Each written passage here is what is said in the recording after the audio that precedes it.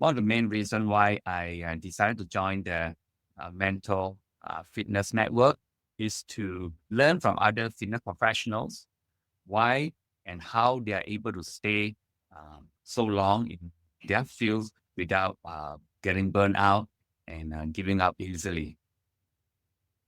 Yeah, and I think that's an issue, clearly. We have a 12-month attrition rate, so people drop out of the profession very quickly all the time, and it weakens our industry when we have that. I appreciate you saying that. So tell me about your experience in the pilot program. What stood out to you about that 5 weeks that we did? The pilot program has been a good experience and an eye-opening to me.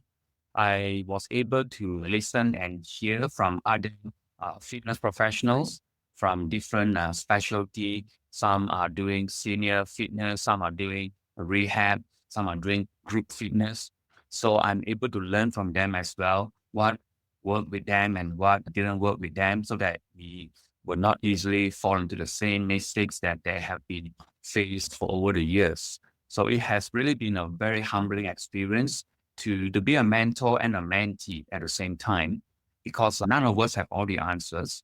And the mistakes that I've made in the past could possibly be a stepping stone for some other future mentees so that they do not need to make the same mistake I've made. So I've learned a lot of those things from my fellow colleagues who joined the pilot project. Tell me a little bit too about you're so passionate about your work internationally, Ryan. And I think it's good to know that our industry is not just in the United States, it's worldwide and growing in other parts of the world. Can you speak about like your work related to that and how important this is to that work? Yeah, that is definitely a very passionate topic for me as an international educator. I am originally from Malaysia, a former British colony. I came to this country as an international student about 30 years ago, and I picked up personal training seriously about 10 years ago, and then got certified through NASM. So I would go back to Malaysia at least 2 or 3 times a year to work with schools, work with community, and to promote wellness as a lifestyle. When I found out about this fitness mentor program, it is just a very good opportunity for me to expand this mental fitness program to the part of the world, because people in Southeast Asia, they can use a lot of this program in order for them to understand that wellness is everybody's responsibility. It's not just a fitness professional.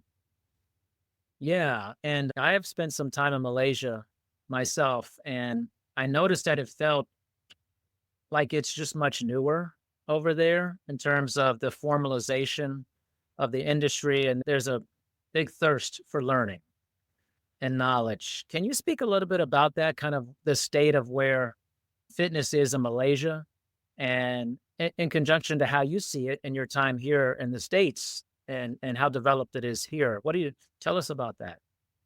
Yeah, fitness in Malaysia, I would say it is growing in a good rate. National Academy of Sport Medicine, American Council on Exercise, these are the two brand fitness bodies that are operating very much in Malaysia by giving certification and getting people involved in healthy lifestyle. But I would say that the area of mentoring is still very lacking. People are very competitive. They are afraid that if they were to share their secret success, they will have less clients compared to the next G. So I believe that there's always a secret kind of a thing that people don't want to share. So when I get to learn about this fitness mentor network, I believe that this is something that I can bring back to Malaysia, because at the end of the day, people would join our program not because whether we are a national brand name or our price is cheap, because we care about them. And through this fitness mentor network, we learn more when we share our brain and our hearts together.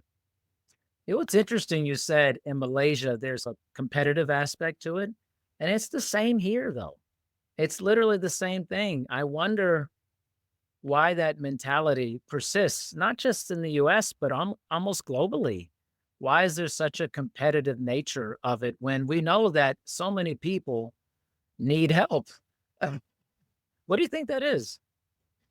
I think it's just the nature of human being all over the world, survival of the fittest. They're afraid that once I let go of few of my tools and my secret recipe, I won't be able to get new businesses. I think I live in a principle that I hold on dearly from the Bible. It says that the generous soul will prosper. He who prospers others will be refreshed. I always believe that whether you are a Christian or not a Christian, this principle applies. When we help others generously, I believe that somehow along the way, people will come back to us. Because at the end of the day, people will not look at us as NASM or ACE Fitness or ISSA. They will see us who we are. And I believe that this fitness mentor network that we are launching now is bringing that message to reinvent what fitness is all about. I love that. Man, I love that. That's so on time. I think it's something that feels very native to me, but I think you're right. I think it's very much embedded into human nature, the sense that I have to keep the things that I know, maybe my business secrets. I can't share these things. And I think we almost have to teach people how to have that mentality because it's not a natural state for a lot of people. It's I have my it's we're territorial. We're very tribal in how we operate in almost anything. And so I think it's going to be a journey to help people understand when you share your knowledge, when you care about others, and people see you as a light, then they feel permission to become a light too to other people. But it's hard to overcome. Yeah. We need a constant reminder. Yeah. Yeah, I think we do need a constant reminder because it's just not a natural state for people to be in. So, how do you see yourself as we move forward into this fitness mentor network? How do you see yourself operating within it? What do you feel like you're going to contribute the most, Ryan, to this? I believe one area that I could contribute is to encourage our Western world fitness professionals to expand their horizon beyond this country because we live in a global village right now. Just like you and I, we are talking, we are probably like a few thousand miles away, and we could be like 10,000 miles away. And we can impact someone without going to their country by having this fitness mentor program. So my experience and your experience could be different, but when we come together, we're able to learn from one another. So I'm very fortunate for internet, even though I'm not a technology savvy person. I'm able to impact schools and coaches in Malaysia right now in my living room and share with them the things that I am doing for fitness, mental health, show them some demonstration. So I just want to encourage our Western world professional that they can expand the horizon to touch someone's life in the remote jungle in Africa or in Asia. And that might not be a very profitable program, but it gives you a very lasting, satisfying impression that you touch someone's life. Man, that's amazing. Yeah, I think we are a global world more than ever. We're no longer a time where different civilizations operate in isolation. We now operate where a lot of people know, at least surface wise, what's going on in other parts of the world. But there's still a much deeper thing going on in different parts of the world. Like I would have never known anything about Malaysia until I went there. And I was so struck. I went to Kuala Lumpur and I was so struck by all the prayer calls during the day and just the multitude, the diversity of people there. I saw people from all different ethnicities, religious backgrounds, and it was beautiful. Actually, it was really amazing and very crowded. It was very crowded. The motorcycles, everybody on the bikes. I was like, wow, this feels dangerous a little bit. You know? Yeah.